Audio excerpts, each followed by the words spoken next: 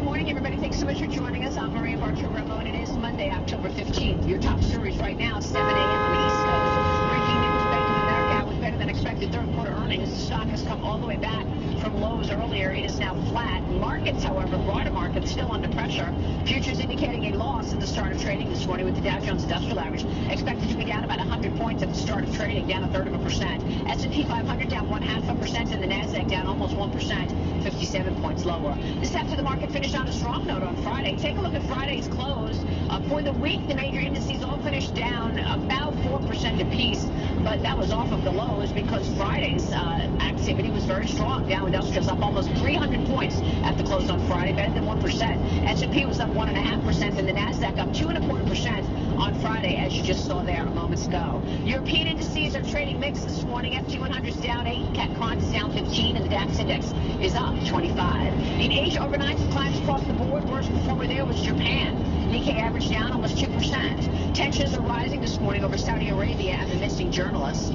President Trump talking tough last night, threatening Saudi Arabia, and now the Kingdom of Saudi Arabia is vowing retaliation. This comes as more top CEOs, including Jamie Dimon, Larry Fink, have pulled out of next week's Future Investment Initiative in Riyadh.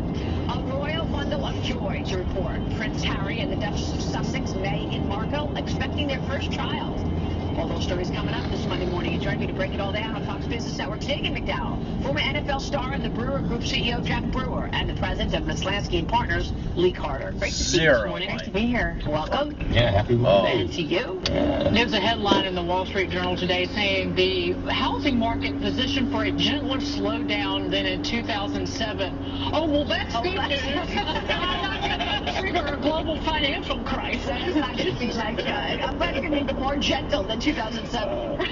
I hope it's a small collapse versus a big one.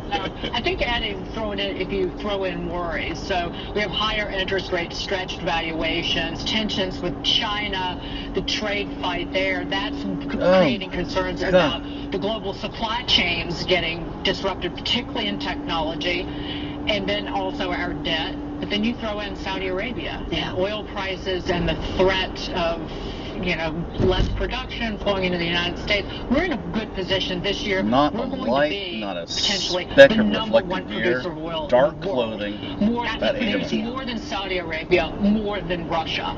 That's important. Nevertheless,